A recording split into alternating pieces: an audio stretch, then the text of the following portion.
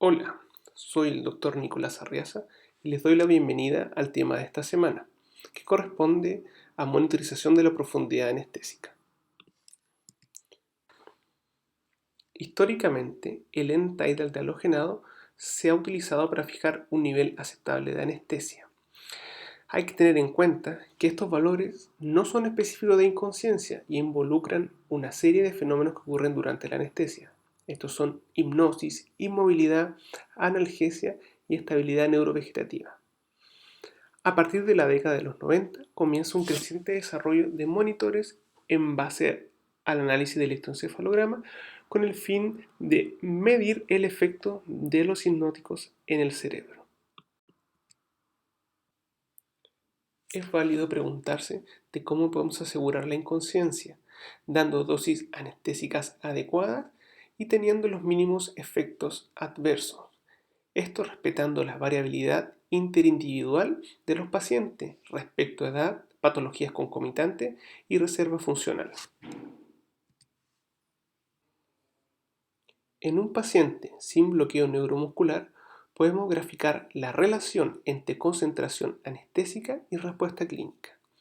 Así, si partimos de dosis anestésicas muy bajas, vamos a tener un paciente sedado que puede responder y despierto. Si seguimos aumentando, vamos a lograr una sedación más profunda con algún grado de apnesia. Ya en concentraciones más altas, entrando en un plano quirúrgico, tendremos un paciente que no responde a estímulos verbales ni tampoco frente al dolor. Pero si continuamos aumentando las concentraciones anestésicas, tendremos a efectos adversos secundarios a la anestesia como hipotensión y retardo en el despertar.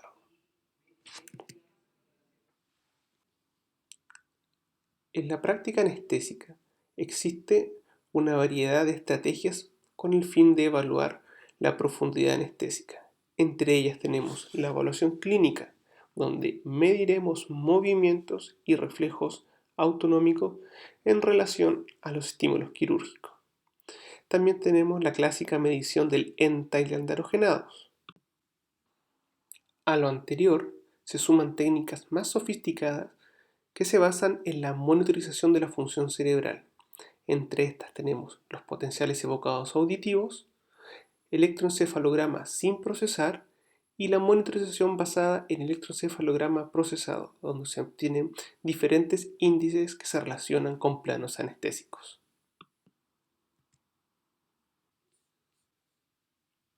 Mediante la evaluación clínica, el nivel de conciencia solo puede evaluarse en forma confiable durante la sedación, donde mediremos la respuesta frente a estímulos en intensidad creciente en relación a una dosis anestésica dada. Esto cambia durante la inducción y el despertar de la anestesia, donde tendremos una respuesta dicotómica. El paciente responde o no responde. Y el recuerdo o conciencia será una evaluación que solo puede hacerse a posteriori. Es por esto que la utilidad clínica de esta técnica es limitada. Respecto a los movimientos intraoperatorios, pueden ser una aproximación al estado de profundidad anestésica, pero su ausencia no refleja fielmente inconsciencia. Esto sobre todo cuando estamos utilizando bloqueadores neuromusculares. Los movimientos pueden ser respuesta a reflejos subcorticales y no estar relacionados con despertar intraoperatorio. Esto queda graficado si vemos que solamente en el 2% de casos de awareness se documentaron movimientos. Los efectos de la anestesia sobre los reflejos autónomos, como la hipertensión, taquicardia o efectos sobre la respiración, solo representan efectos secundarios de la anestesia, que tienen su origen anátomo-funcional en estructuras más profundas del sistema nervioso central, como son el tronco y la médula, que no tienen una relación directa con el nivel de conciencia. Los reflejos autonómicos son inespecíficos y variables entre individuos. Además, están influenciados por el uso de diferentes fármacos, como son los antihipertensivos o el uso de altas dosis de opioides.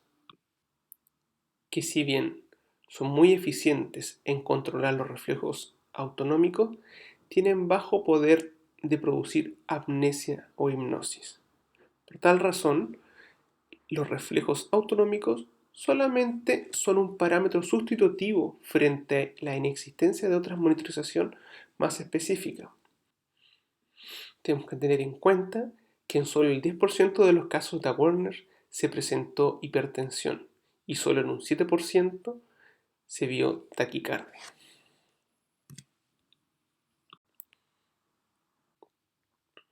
Un paso importante en la monitorización de la profundidad anestésica ha sido el análisis de la función cerebral, órgano target de la gran mayoría de nuestros anestésicos.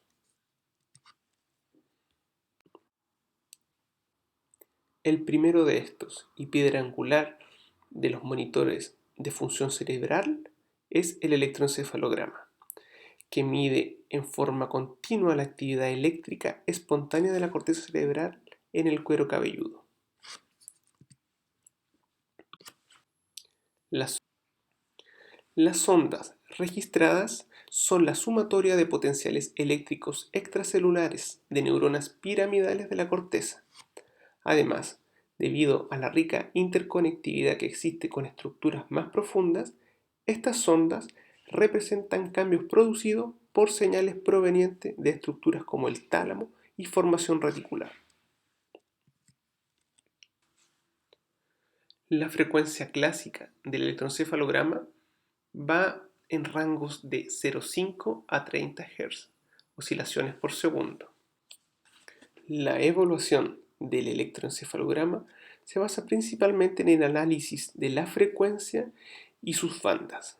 Así tenemos las ondas gamma, que van entre 25 a 60 Hz, las ondas beta, que van entre 13 a 25, las ondas alfa de 9 a 12 Hz. Estas últimas son características o están presentes en planos anestésicos. Las ondas teta, que van entre 5 a 8 Hz, las ondas delta de 1 a 4 y ondas lentas que van en rangos de menos de 1 Hz.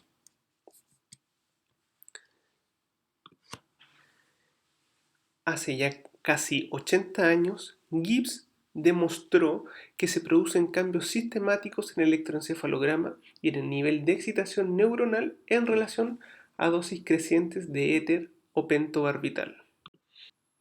Además, dejaron en evidencia que existe una correlación entre el enlentecimiento de las frecuencias captadas por el electroencefalograma y dosis crecientes de anestésicos. Si vemos los registros de un electroencefalograma durante la anestesia general, vamos a ver una excitación inicial seguida por una disminución progresiva de la frecuencia y un aumento de la amplitud, ondas lentas y alfa. Si seguimos aumentando, encontraremos ráfagas de supresión hasta llegar a un electroencefalograma isoeléctrico. En esta diapositiva podemos ver la evolución del electroencefalograma con dosis crecientes de propofol. En la primera curva tenemos un paciente despierto con los ojos abiertos, donde el electroencefalograma va a estar caracterizado por ondas beta y oscilaciones gamma. Al iniciar la inducción y con dosis pequeñas de propofol, podemos evidenciar un electroencefalograma caracterizado por ondas beta, lo que se conoce como una excitación paradojal, en la que tendremos clínicamente a un paciente desorientado, pueden haber alucinaciones y movimientos. Progresando con la infusión de propofol, entraremos a un estado de sedación, donde podemos encontrar ondas alfa y ondas beta.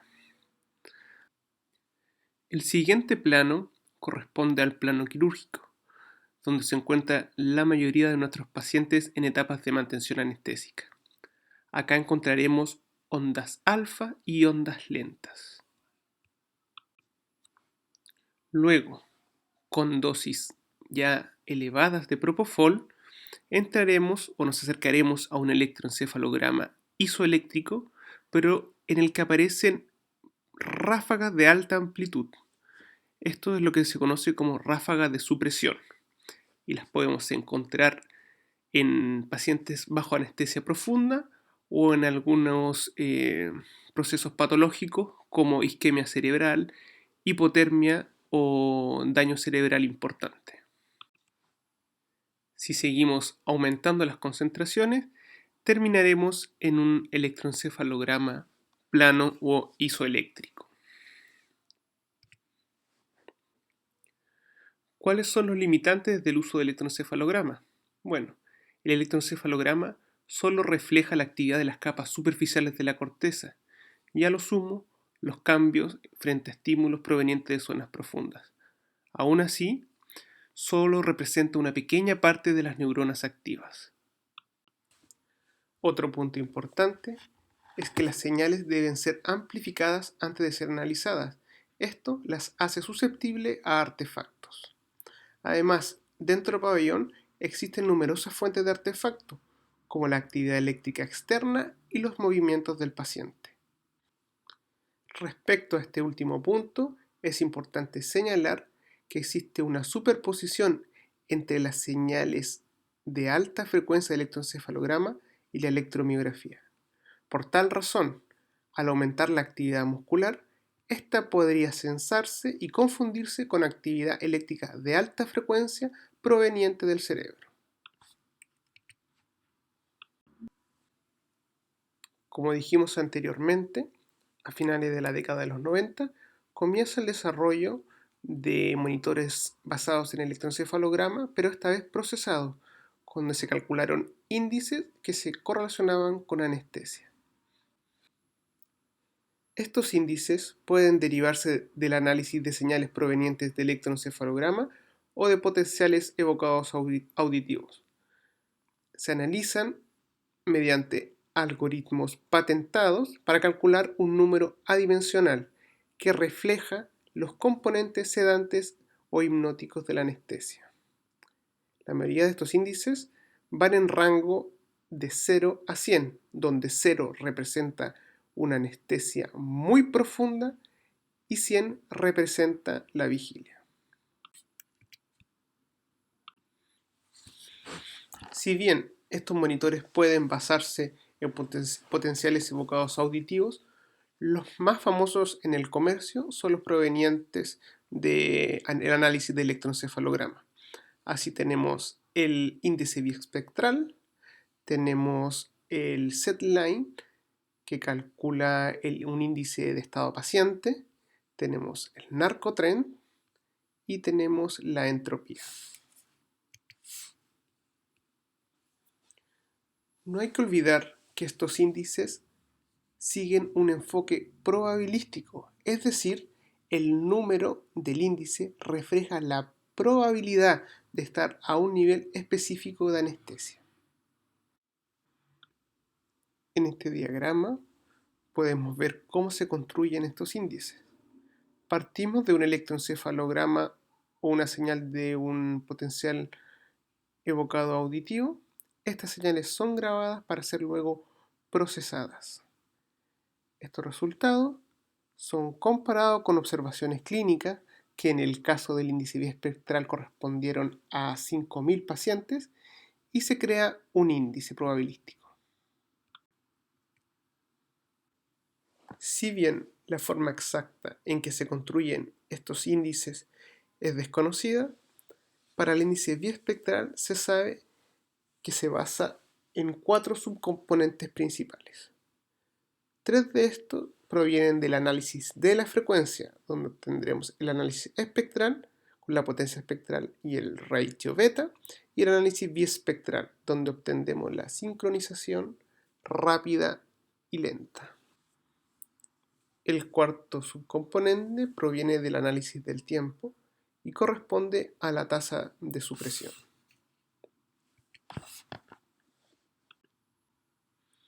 En esta diapositiva podemos ver la pantalla clásica del BIS, donde tenemos en la parte superior izquierda el índice propiamente tal de 52 y al lado la electromiografía.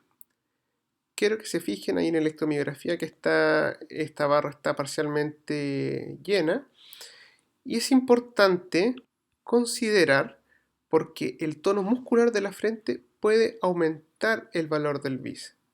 Esto debido a que las frecuencias de la electromiografía pueden simular el componente del ratio beta, que corresponden a frecuencias entre 30 y 47 Hz. De hecho, se ha estimado que la proporción de la electromiografía puede corresponder a un décimo de la magnitud del electroencefalograma. Esto podría indicar un valor del BIS falsamente elevado.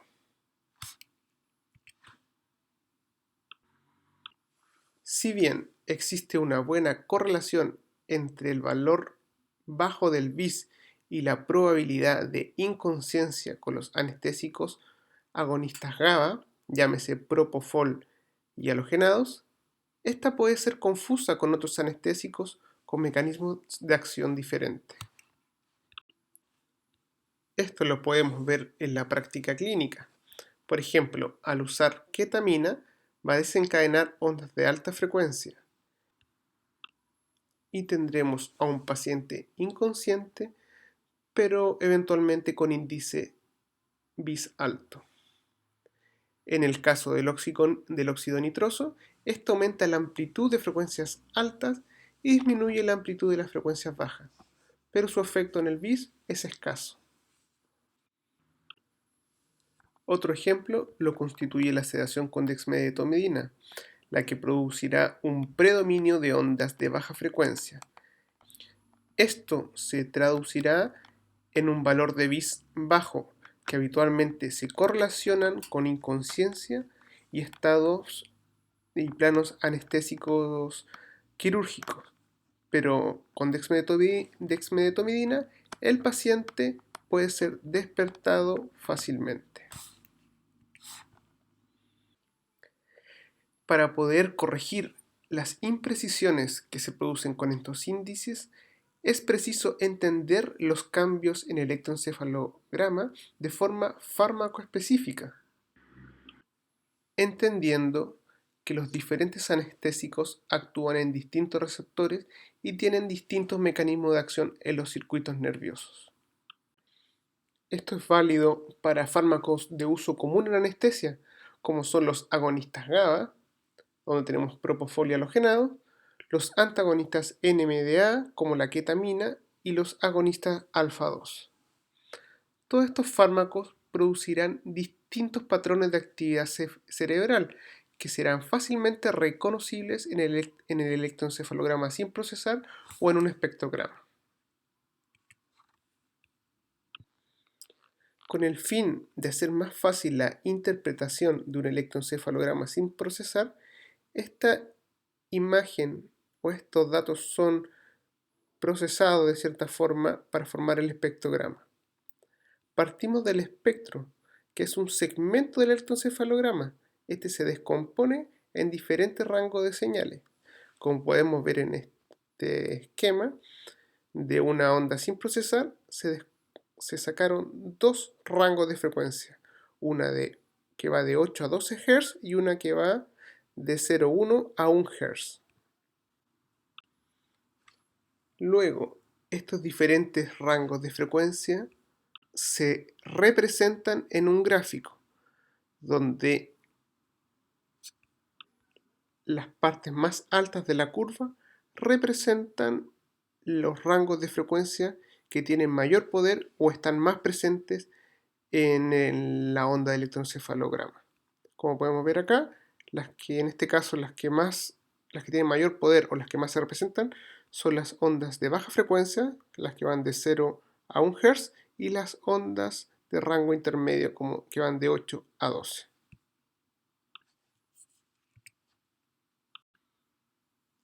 Al computar el espectro en segmentos sucesivos, obtengo el espectrograma, que es la imagen de colores que vemos acá.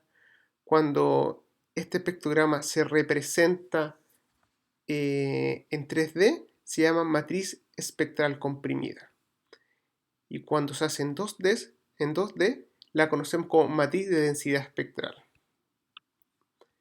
Acá vemos que el color rojo representa una gran potencia, un gran poder de esas ondas. Podemos ver acá en el gráfico 3D, que la parte roja está en los rangos de 0 a 1 Hz. Quiere decir que en ese rango hay una gran potencia, una gran cantidad de ondas. Y la zona roja que está ahí, está más o menos en promedio dentro de los 10 Hz, que representa que también hay un predominio de ondas en ese rango de frecuencias. El color verde representa una potencia intermedia y el azul oscuro un bajo poder. En el gráfico de la derecha podemos ver lo mismo, o sea, el rango de frecuencias en el tiempo. Vemos que el color rojo, que representa un gran poder, se encuentra en el rango de frecuencias de 0 a 5, que equivale a ondas lentas. Y el otro rango predominante es el que va entre 10 y 15 Hz, que podemos ver ahí una línea rojo y un poco amarillo. Eso representa que hay un poder importante, una gran cantidad de ondas en esa frecuencia. El celeste o el azul acá arriba ya podemos ver que las ondas de alta frecuencia entre 25 y 30 tienen bajo poder. Eso quiere decir que hay pocas ondas que están en este nivel. Este espectrograma representa una persona que está bajo anestesia general.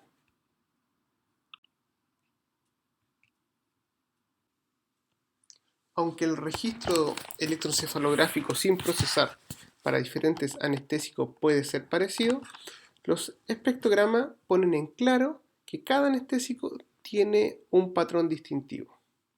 Estas diferencias pueden estar relacionadas con los mecanismos de acción específicos de cada fármaco para lograr alterar el estado de conciencia.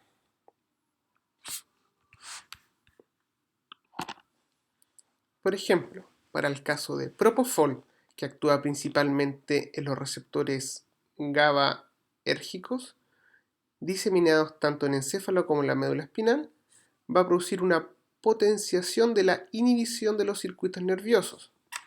En el electroencefalograma vamos a ver un predominio de oscilaciones de onda alfa entre 8 y 12 Hz y oscilaciones lentas que van entre 0,1 a 1 Hz.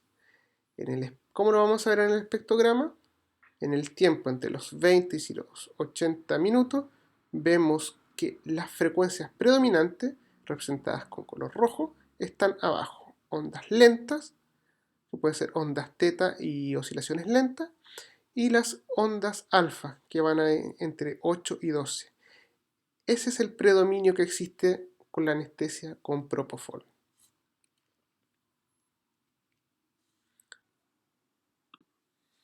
Para el caso del sevoflurano, que tiene una acción más difusa, si bien actúa principalmente en los receptores GABA, actúa también en otros receptores, vamos a ver que en el espectrograma van a predominar oscilaciones lentas y amplias, al igual que el Propofol, pero se agrega un rango más, las ondas teta, que van entre 4 y 8 Hz. Esto produce un patrón de distribución uniforme en el intervalo de ondas lentas, que van entre los 15 a los 0 Hz. En el caso de la ketamina, sabemos bien que su efecto principal se debe al bloqueo glutamatérgico de las neuronas inhibitorias. Esto deja sin contrapeso en la actividad excitatoria, lo que explica las alucinaciones de los pacientes.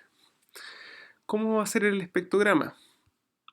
Vamos a ver que por aumento de la actividad de las neuronas piramidales en todo el encéfalo va a haber un predominio de frecuencias altas que van entre 20 y 30 Hz.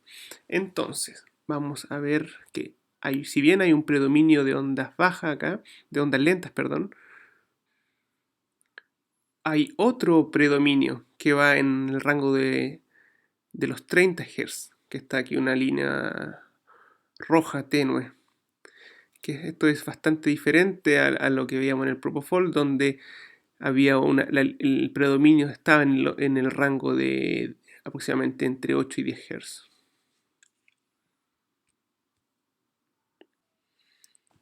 ¿Qué pasa con la dexmedetomidina? Sabemos que la dexmedetomidina produce el efecto sedante mediante agonismo alfa-adrenérgico en las neuronas del loco cerúleo. Esto va a favorecer la acción inhibitoria procedente del área preóptica. La dexmedetomidina producirá dos patrones característicos en el espectrograma, y esto va a depender de la dosis que administremos al paciente. En una sedación superficial se van a producir usos intermitentes que van en rango de 9 y 15 Hz, además de ondas lentas. Estos patrones se parecen o es similar a la que se produce en la fase 2 del sueño REM. Cuando aumentamos la dosis y producimos una sedación profunda en el paciente, el patrón del electroencefalograma se caracteriza por predominios de ondas muy lentas, que van a ir en rango todas menores de 5 Hz.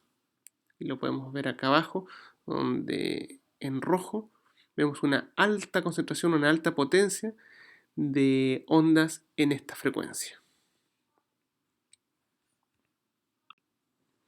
Bueno, ahora hablaremos brevemente de cuáles han sido los resultados clínicos en el uso de la monitorización de la profundidad anestésica. Es importante señalar que la gran mayoría de los trabajos y la evidencia disponible ha sido con el uso del índice biespectral, que es el monitor de profundidad anestésica más utilizado tanto en Chile como a nivel internacional. En términos generales, el uso de monitorización de la profundidad anestésica se asocia a una disminución del riesgo de efectos adversos secundarios a subdosificación. El más importante en este grupo es el awareness. Si bien la evidencia es controversial, se acepta que la monitorización de profundidad anestésica tendría un papel en la disminución de awareness en población de riesgo. Menos controversial es el uso de monitorización de la profundidad anestésica para disminuir los riesgos de sobredosificación. Esto es clínicamente disminución en el consumo de anestésicos, disminución en los tiempos de recuperación postanestésica, disminución en la incidencia de náuseas y vómitos postoperatorios, una disminución de la hipotensión intraoperatoria y disminución en el riesgo de delirio y disfunción cognitiva postoperatoria. Para el caso específico de awareness, el primer trabajo que tocó este tema fue el V-Awareness, que se publicó en el 2004. En este trabajo se comparó la anestesia guiada por VIS con la monitorización estándar en 2.463 pacientes adultos con riesgo de tener awareness. En este trabajo se encontró un menor riesgo de awareness en el grupo que se utilizó VIS. Años más tarde se publicaron dos trabajos, en el 2008 y el 2011, donde se compararon la anestesia guiada por VIS versus un protocolo para mantener el end-tidal de halogenado en mayor a 0,7 y menor de 1,3 MAC. Ellos no encontraron diferencia entre ambos protocolos para disminuir el riesgo de awareness. Una revisión reciente del Cochrane 2014 concluye que la anestesia guiada por VIS puede reducir el riesgo de awareness en pacientes de alto riesgo. Además, refiere que la anestesia guiada por VIS y la anestesia guiada por end-tidal de halogenado, manteniendo un MAC sobre 0,7 y menos de 1,3, puede ser equivalente en la protección contra awareness. Esto, claro está, cuando utilizamos halogenados como anestésico. Además, la anestesia guiada por VIS mantenida dentro de rangos recomendados, que son 40 y 60, disminuye el uso de anestésicos y mejora la recuperación posoperatoria. Bueno, ¿qué pasa con la mortalidad? El primer trabajo que relacionó uso de BIS intraoperatorio y mortalidad fue el trabajo de Monk, publicado en 2005, donde se evaluó retrospectivamente a 1064 pacientes sometidos a cirugía no cardíaca. Los autores encontraron que el tiempo acumulado de BIS menor a 45 fue un predictor independiente de mortalidad al año. El año 2009, Lindholm publica un trabajo donde reclutó en forma retrospectiva 4.087 pacientes sometidos a cirugía no cardíaca. Él concluye que valores de BIS menor a 45 fue un predictor significativo de mortalidad tanto en el primero como en el segundo año. 3 años más tarde, Sessler publica un trabajo en el cual refiere una correlación entre la mortalidad a los 30 días y la combinación de 3 factores, conocida como triple low. Estos factores son BIS intraoperatorio menor a 45, requerimientos de MAC intraoperatorio bajo, menor de 0,7 MAC, y PAM menor a 75. En el año 2014 se publica un trabajo similar en el cual no se logra encontrar esta correlación entre mortalidad y triple low.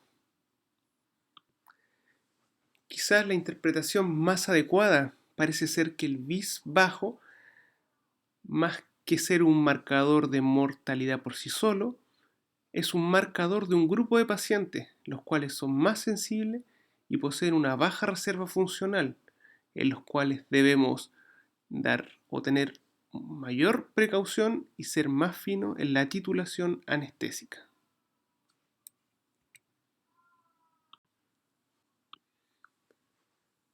Por lo menos 4 trabajos han demostrado la disminución tanto del delirio como el deterioro cognitivo postoperatorio cuando guiamos nuestra anestesia con BIS.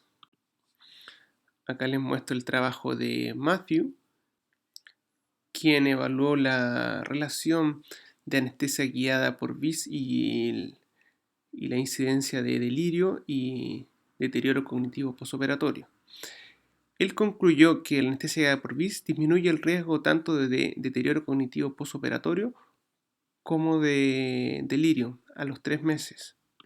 Por cada 1000 pacientes adultos mayores sometidos a cirugía, las anestesias guiadas con BIS entre 40 y 60 podían prevenir 23 pacientes con deterioro cognitivo postoperatorio y 83 pacientes con delirio. Después de haber revisado todos estos temas, podemos concluir que la monitorización de la profundidad anestésica entrega mayor cantidad de antecedentes que nos permiten realizar una administración más racional de fármacos anestésicos. Además, el uso de monitor de profundidad anestésica basada en electroencefalografía se recomienda como opción para cualquier tipo de anestesia general en pacientes considerados de mayor riesgo para resultados adversos. Es necesario que los anestesistas que utilicen este tipo de monitorización tengan una formación adecuada y comprendan las posibles limitaciones que tiene el uso de esta tecnología en la práctica clínica. Muchas gracias.